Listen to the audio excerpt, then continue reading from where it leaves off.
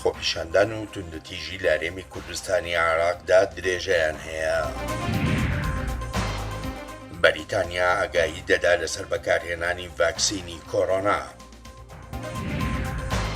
لە ئەمریکا ئامادەکاری بۆ گواستنەوەی دەسەڵات بۆ جۆ بایدن بەردەوامە.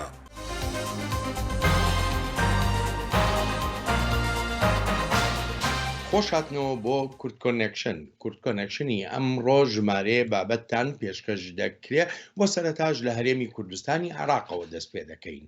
ئەلبەتە وەکو ئاگادارن لە ساڵانی ڕابردووشدا لە هەرێمی کوردستانی عێراقدا خۆپیشاندان کراوەوە شەپۆلی ناڕەزایی درێژەی هەبووە، بەڵام وەکو چاودێر و چالاکوان ئاماژەی پێدەکەن ئەم جارەیان تەواو جیاوازە، چونکە گەنجان بوونەتە پێکهاتەیەکی سەرەکی لەم شەپۆلی ناڕەزایی کە ئێستا هەیە. لەوەتای ئەم خۆپیشاندانانە دەستیان پێکردووە لە هەرێمی کوردستانی عێراقدا ژمارەیەکی زۆر خەڵک بریندارن و هەروەها نزیکەی 8 بۆ 9 کەسیش کوژراون. لە زنجیرە خۆپیشاندانەکانی پەرستگەی سلێمانیدا کە توندوتیژی لێکەوتەوە و دەیان کوژرا و بریندار هەیە، بەڕای شارەزایان خەسڵەتێکی تایبەتی هەیە و لە خۆپیشاندانەکانی ڕابردوو ناچن کە لە هەرێمی کوردستاندا بەڕێوە چوون لە دژی حکوومەت. لە زنجیرە خۆپیشاندانەکانی هەرێمی کوردستان دژ بە حکوومەت کە لە ناوچە جیاوازەکانی پارێزگای سلێمانیدا سەریان هەڵدا، خۆپیشاندەران هەستان بە سووتاندنی بارەگا حیزبی حکوومیەکان و هێزە ئەمنیەکانیش بە تەقەکردن ڕوبەڕوویان بوونەوە و ئەمەش لە ئەنجامدا بوویە هۆی گیان لە دەستدانی 8 خۆپیشاندەر و پێشمەرگەیەک و دەیان بریندار. چالاکوانان باز لەوە دەکەن بە حکمی ئەوەی گەنجان لە هەرێمی کوردستاندا زەرمەندی یەکەمن لەو قەیرانە ئابووری هەیە، هەر بۆیە بە تەواوی لەلایەن ئەوانەوە پێشڕەوی دەکرێت. بە بۆنەی ئەوەی کە 6 بۆ 7 ساڵەچێ یعنی ئابووری و دۆخی خەڵک بە گشتی لە قەیرانایە، ئەوەی کە زۆر زەختی کەوتۆتە سەر لەم 6 ساڵە گەنجانن و ئەوانن کە تەمەنیان لە 18 بۆ 25. ڕەنگە ئەم بارودۆخە زۆرتر درێژە بکێشێ کە ئەگەری درێژە کێشانی زۆرە زۆر چین و توێژی کەش بگرێتەوە. ئەم گەنجانە لە مافەکانیان بێبەشکراون لە ناو کۆمەڵگە، لە مافی ژیانێکی شایستە بەخۆیان بێبەشکراون، مافە کۆمەڵایەتیەکانیان بۆ دابین نەکراوە، مافە ئابوووریەکانیان بۆ دابین نەکراوە، مافە کولتوریەکانیان بۆ دابین نەکراوە. با بڵین گەنج ئەگەر خوێندنی تەواو کردی بێدانە مەزرابێ، ئەمە هینە یعنی چۆنڵی فەراغێکی بۆ دروست بووە کە مەجای ژیانی بەردەست بووەتەوە. هیوایەکانی ناتوانێت تحقیقا، ئایدیاکانی ناتوانێت تحقیقا، چ جای ئەوەی کە پارەی پێ نەبێ بچێت لە کافەیەکە دانیشێ لەگەڵ هاوڕێشە دەمەتەقەیە بکەن. لە کاتێکدا بە بەردەوامی دەنگی ناڕازی هەیە دژ بە حکوومەت و بەشێکی بەرچاوی کەسایەتە ناڕازیەکان لە خۆپیشاندانەکانی ڕابردوودا بە بەردەوامی دەردەکەوتن، بەڵام بەڕای چالاکوانان تایبەتمەندی جیاوازی خۆپیشاندانەکانی ئەم جارە وای کردووە زۆریکیان بە ترسێکەوە بەرخوردی لەگەڵدا بکەن. ڕموزەکانی خۆپیشاندانەکانی پێش و ئەو بزوتنەوە سیاسی و حزبە سیاسیانەش کە جارانی پێش و ئەچوونە ناو خۆپیشاندانەکانەوە بەڕاستی ئەترسن لەم ناڕەزایەتی ئێستا، تی ناگەن، خوێندنەوەیان بۆی نییە، نازانن چۆن بەرخوردی لەگەڵا بکەن. لە ماوەی چەندین ڕۆژی خۆپیشاندان دژ بە نەبوونی موچە و دۆخی دارایی لە ناوچە جیاوازەکانی پارێزگای سلێمانیدا 8 خۆپیشاندەر و پێشمەرگەیەک گیانیان لەدەستدا و دەیان بریندار لە نەخۆشخانەکانی سلێمانیدا تۆمار کراون. ڕێباز مەجید، دەنگی ئەمریکا، سلێمانی. خۆپیشاندەران لە هەرێمی کوردستانی عێراقدا تەواوی لایەنە سیاسیەکانی هەرێمی کوردستان بە بەرپرسیار دەزانن سەبارەت بەو ڕەوشەی کە ئێستا هەرێمی تێکەوتووە. خۆپیشاندەران جەخت دەکەنەوە لەوەی پێشتریش دەسەڵاتداران لە هەرێمی کوردستاندا هیچ گوێیەکی بە داواکانیان نەداوە. ماوەی زیاتر لە هەفتەیەکە خۆپیشاندان چەندین شار و شارۆچکەی هەرێمی کوردستانی گرتوتەوە. خۆپیشاندانەکانی ئەم جارە جیاوازن لە خۆپیشاندانەکانی ڕابردوو، ئاقاری توندوتیژیان وەرگرتووە. بەهۆی هێرشی خۆپیشاندەرانەوە تا ئێستا چەندین بارەگای حیزبی و دام و دەستگای حکومی سووتێنراون کە فەرمانگەی کارەبای دەربەنیخان یەکێکە لە دام و دەستگا سووتێنراوەکان. خەمڵاندنێکی سەرەتایی کە خەمڵاندنمان بۆ کردووە کە سووتانی سەرجەم کەرەستە و ئامێر وانی کە پێویست بۆ لە ناو دایرەیە وەکو دیوانی فەرمانگە هەمووی سووتێنراوە لەگەڵ لە کارکەوتن و سووتانی دوو ئۆتۆمبیلمان کە دووتەنی و ئۆتۆمبیلێکی پیکابە لەگەڵ لە کارکەوتنی بڵێن ئۆتۆمبیلی گەورەی کرێنی بارهەڵگر بۆ ئیشی مەحولاتوانەمان کە زەرری پێگەوێ بەگشتی ئەو خەمڵاندنێکە کە ئێمە خەمڵاندنی سەرەتای ماوەکو زیاتر لە 200 ملیۆن دینارە بێ. خۆپیشاندەرانی ئەم جارە کەمتر مامۆستایان و فەرمانبەرانی تێدایە. خۆپیشاندەران زیاتر ئەو گەنجانن کە هەلی کاریان بۆ نەڕەخسێنراوە و ناڕازین لە دۆخی هەرێم. والله حەقێتی کاکە کەس نییە خەڵکەڵێ مەعاش نییە و موچە نییە و لە ماڵی شۆدانشتێ هەر گەنجی داما و شەڕەکە گەنجی داماوە کوژرێ گەنج ئەگوژرە لەسەر ئەمانە کاکە ئێمە بۆ ئەوانە هەوڵە دەین کابراڵێ مەعاش نیە تێلای منە پارم پێنێ خاترم بگرە و چی هیچ نییە و کەچی لە ماڵی شۆ خەوتە کاکە نهاتە سەرجادە گەنج خەریکی ئەم بەزمێ و گەنج ئەم ڕاپەڕینەیەەکە. تا ئێستا بەهۆی خۆپیشاندانەکانەوە نزیکەی 10 خۆپیشاندەر و چەند پێشمەرگەیە گیانیان لەدەستداوە. خۆپیشاندەران تووڕەن لە هەموو حیزبەکان و هەمویان بە بەرپرسیار دەزانن لە دۆخی هەرێم.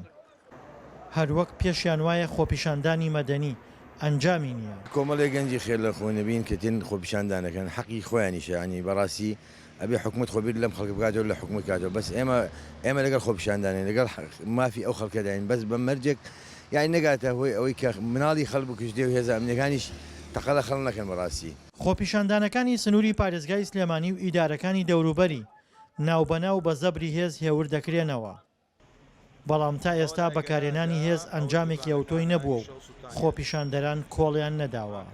دڵشاد ئەنوەر، دەنگی ئەمریکا، کەرکووک.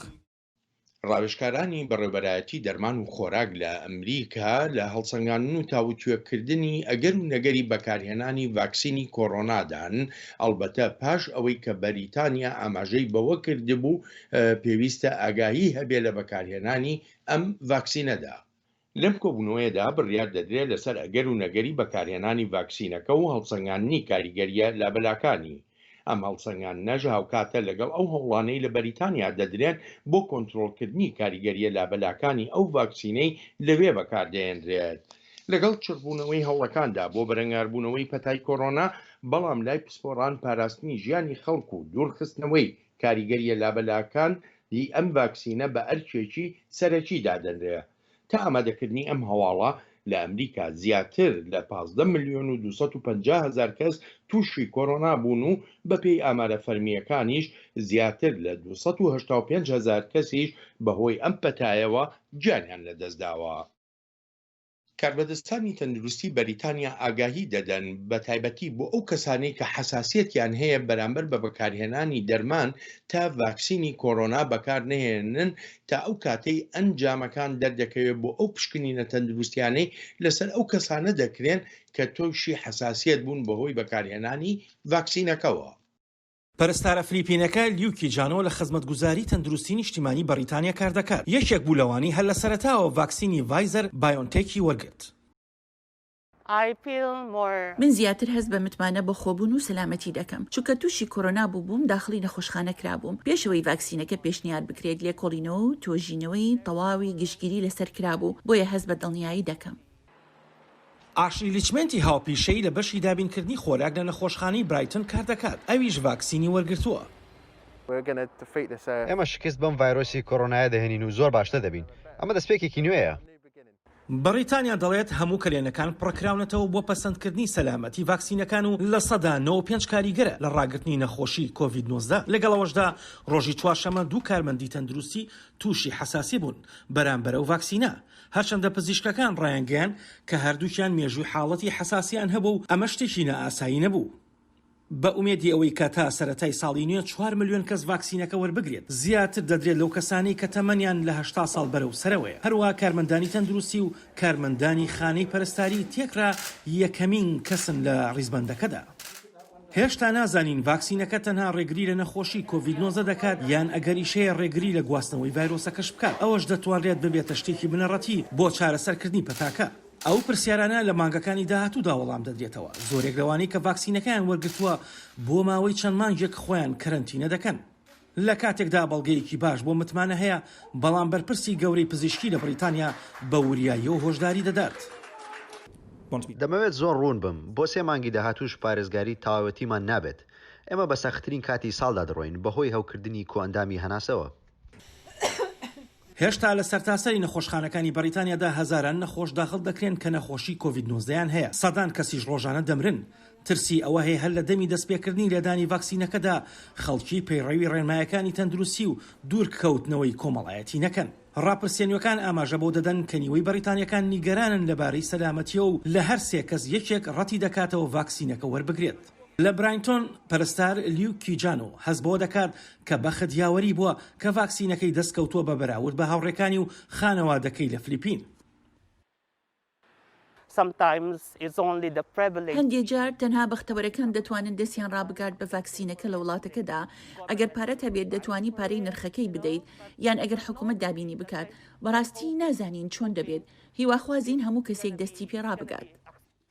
هیوا دەخوازرێت بەم زوانە ڕەزامەندی لەسەر ڤاکسینی دیکەش بدرێت. بەریتانیا سەرەتایەکی بەهێزی بەدەستهێنا.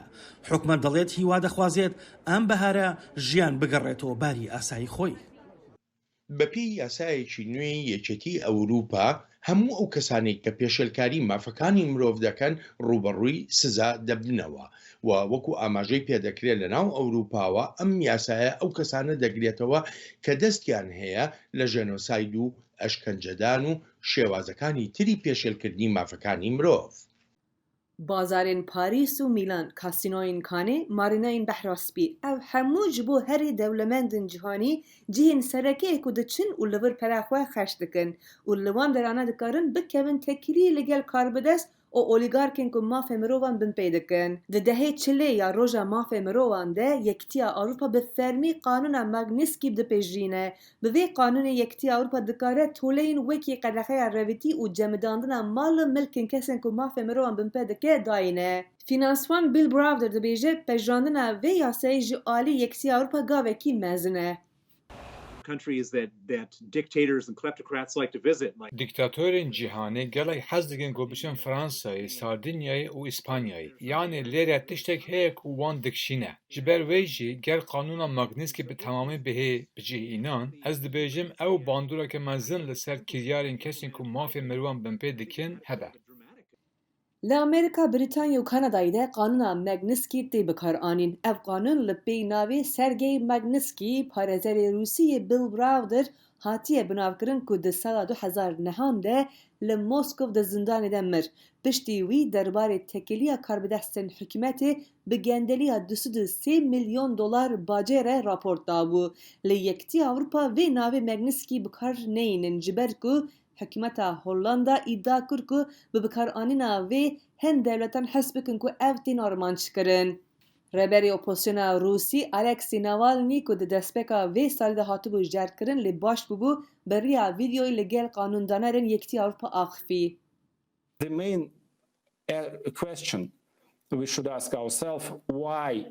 Pirsa yekem ku em ji xwe bipirsin ev e. Çima ev mirowane tên jehrkirin, tên kuştin. O bersiva wê pir hêsan e ji bo paraya. Ji ber vê yekê divê Yekîtiya Ewropa pera û oligarşiyên Rûsî armanc bigirin. Ne bi tenê oligarkên kevin, lê yên nû ku li derdora Putin'in. Divê ev bibe armanca serekeyên toleyan. Serokê Rûsyayê Vladimir Putin îddiayên tekildariya xwe bi jêrkirina Navalny red dike. Browder dibêje ji bilê kesên ku Sergey Magnitskî bi xwe kuştine li Ewropayê de gelekî kesan hene ku vê bibin armanca qanûna Magnitskî. The killers of Jamal Khashoggi, the 19 Saudis plus Mohammed bin Gujerên rojnamegerê Washington Post Cemal Kaşıkçı, 19 Saudiyên û Mohammed bin Salman divê lîsteyê dabin. Karbidestên Çînê ku tev li genosîda Uygur bûne. Karbidestên Çînê ku tev li tepasakirina Hong Kongê bûne. Rejima Lukashenko, karbidestên Burmayê ku tev li genosîda Rohingyayê bûne. Ew hemû mînakin.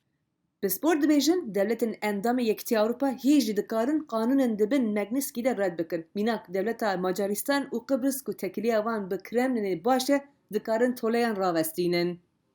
لە ئەمریکا ئامادەکاریەکان بەڕێوەن بۆ گواستنەوەی دەسەڵات بۆ جۆ بایدن سەرۆکی هەڵبژێرراوی ئەمریکا بەڵام وەکو شارەزا ئاماژەی پێدەکەن پێدەچێت کە پەتای کۆڕۆنا کاریگەری هەبێ بەسەر ئەو بەرنامانەی بۆ ئەو ڕۆژە ئامادە دەکرێن.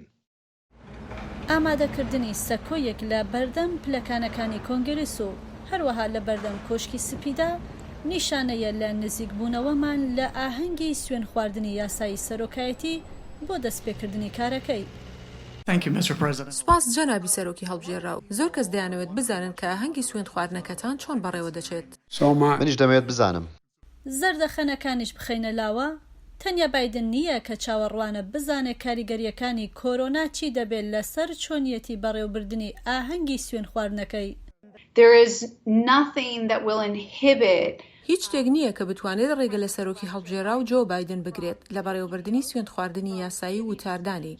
لارا براون بەڕێوەبەری خوێندنی باڵا لە بەشی بەڕێوەبردننی سیاسیە لە زانکۆی جۆرج واشنگتۆن. ئەو دەڵێت زۆربەی ئەمریکیەکان کە لە ڕێگای تەلەڤیزیۆنەوە سەیری ئاهەنگی سوێن خواردنەکە دەکەن تێبینی جیاوازیەکە دەکەن کاتێک کامێراکان سەرنج دەخەنە سەر بەشی ئامادەبووان. پێم وایە ئەوەی زیاتر دەیبینین شێوەی کورسیەکانە کە دوور لە یەک دانراون. ڕەنگە بلیتیشی زۆر پێویست بێت بۆ وەرگرتنی شوێن کە ڕێگەیەکیشە بۆ دڵنیابوونەوە لە تەندروستی خەڵکەکە. هەرچەندە لە دەرەوەش دەبن باوەڕ دەکەم بەکارهێنانی دەمامکیش پێویست بێت. دەستوری ئەمریکا ڕێگە دەدات بە بەڕێوەبردننی ئاهەنگی سوێن خواردنی فەرمی. بایدن دان بەوەدا دەنێ کە ئاهەنگەکەی ئەو ساڵ بە شێوەی جاران و باو نابێت. پێم وابێت ڕێپێوانەکە لە شەقامی پەنسیلڤانیا گەورە نەبێت، بەڵام وا دەزانم کە بە شێوەیەکی ئەلکترۆنین چالاکی زۆر دەبینین و لە ویلایەتەکان لە سەرانسەری ئەمریکادا تەنانەت لەوانەیە خەڵکی بەراورد بە ساڵانی پێشوو زیاتر چالاکی بکەن. سەرۆک کۆمار دانۆڵد ترامپ هێشتا ئەنجامەکانی هەڵبژاردننی قبول نەکردووە. بە گوێرەی راپۆرتەکانیش ئەو بیر لە بەرنامەیەک دەکاتەوە بۆ کێبڕکەی سەرۆکایەتی ساڵی 2024. بایدن گوتی تیمی بەڕێوەبردننی ئاهەنگی ڕۆژی دەست بەکارکردنی ئەم ساڵ زیاتر ڕەوشی کۆڤید-19 لە بەرچاو دەگرن. پێش هەموو شتێک ئامانجی منەوەیە کە سەلامەتی ئەمریکا بپارێزین، بەڵام لە هەمان کاتیشدا ڕێگە بە خەڵک دەدەین کە هەنگ بگێڕن، ڕێگە بە هەنگێڕان و بینینی خۆشی یەکتری دەدەین. سیاسەتی ئەمریکا بە پلەی یەکەم ئەمە سیاسەتی 4 ساڵی ڕابردووی بەڕێوەبەرایەتیەکەی سەرۆک ترامپ بوو. بەهۆی ئەم سیاسەتەوە ژمارەیەکی زۆر لە هێزەکانی ئەمریکا لە دەرەوەی ئەمریکا هێنرانەوە بۆ ناو وڵاتەکە. ئەمە بێ لەوەی وەهاشی کرد زۆرێک لە هاوپەیمانانی ئەمریکا بودجەی تایبەتی خۆیان تەرخانکەن بۆ دۆسیەکانی کە تایبەتن بە بەرگری. ئێستاش ئەمریکاییەکان سەیری جۆ بایدن سەرۆکی هەڵبژێراوی ئەمریکا دەکەن تا بزانن بۆ 4 ساڵی ئایندە چ جۆرە سیاسەتێکی دەبێت.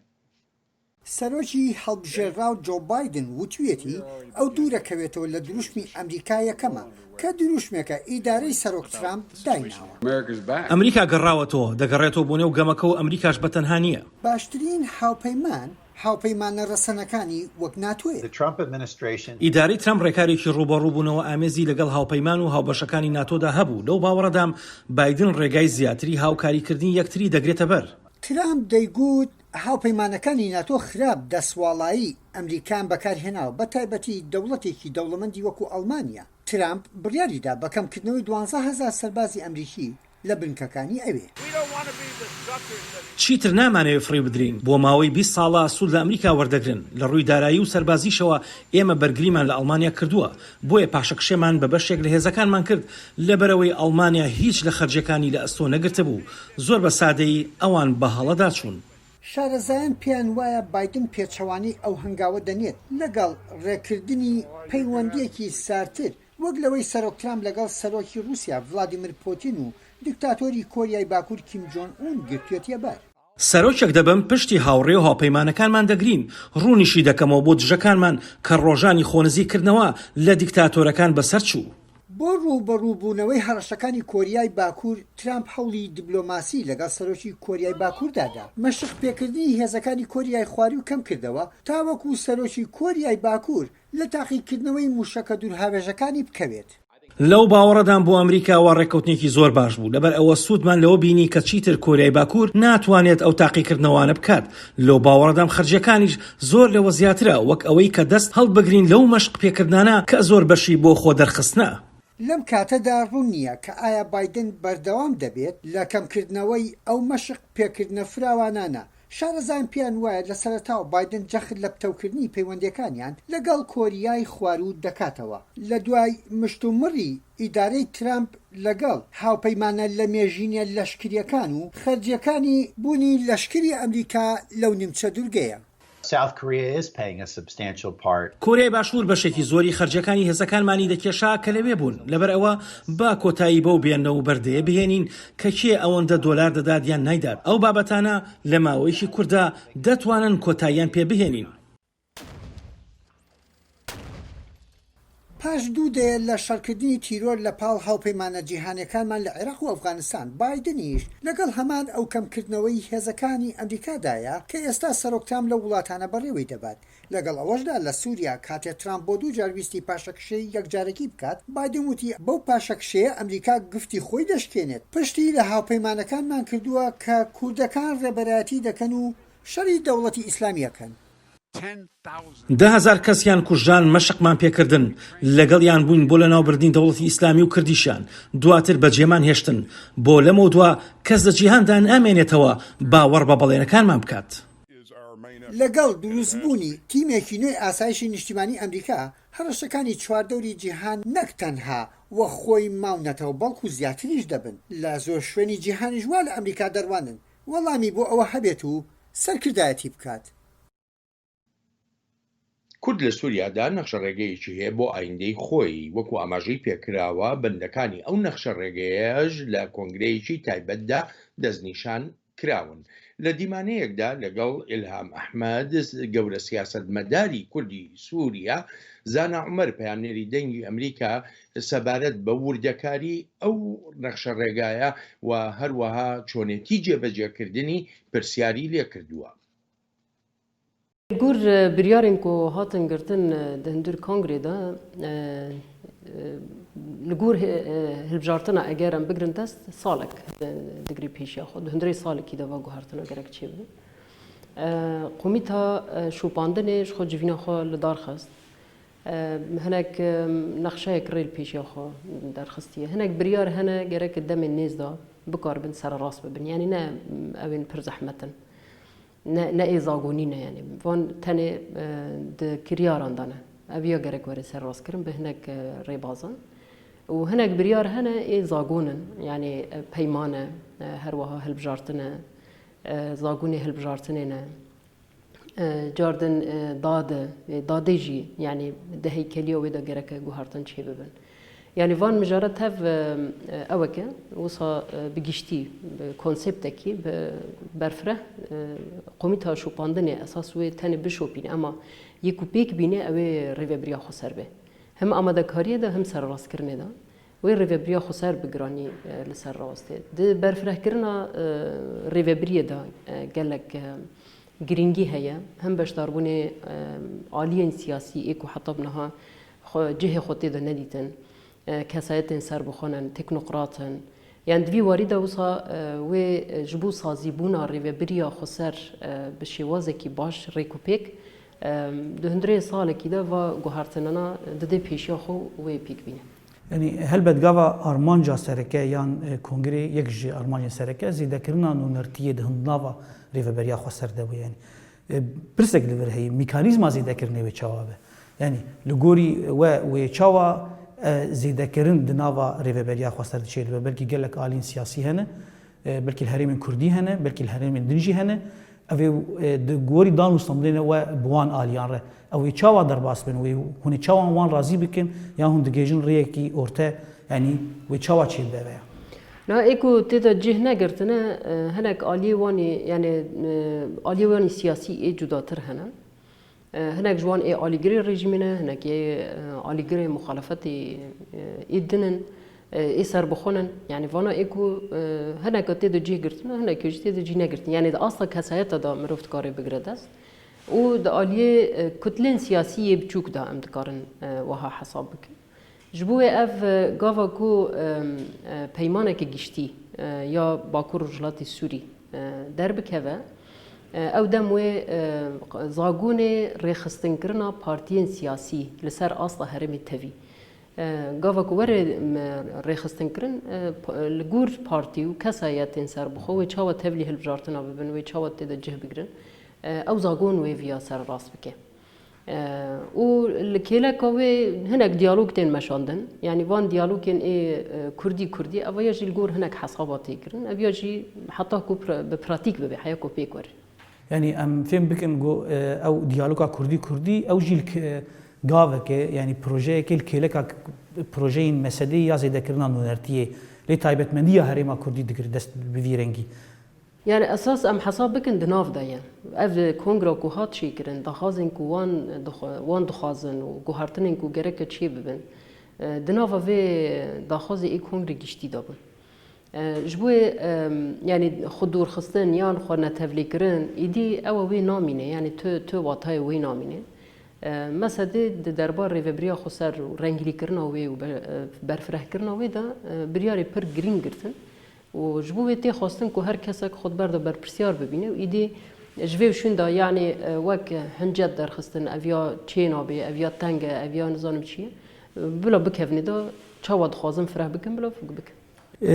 ام هنا کی بین سر علیه رژیم سوریه و هلوستن روسیای گوی داوی بیارن هنجی یعنی ایریشن تون نها لسر باجاروک عین عیسی و زرگانی و حتی ریا انفور گشتی هنه ناف و عالی نافچای گری سپیجی هن آگاهی هنه دی بیشن روسیایش جهیز سوریای دموکراتیک جری بریا خسر دخوازه گو و دوری رادستی رژیم سوریای یعنی گو سازین رژیم سوریای وگرن ناوا عین عیسی و دوریندن حتی که جان راده اویا راست گلو چه هیل يعني جار وها تشيد به دجه كده كو چتا پر يرشتكن دولة تركيا فيا پر دخروجه ديمانك وصا كو اشتا اگر فيا ون رادستي رژيم نكن و تركيا ورن يعني وك چاوكو دسبيكا يرشه وقتا كو هزي امريكا خوكشان پشتی ویجی اشتا اگر في ون خوش في داري در نخينن و تواهي بكوي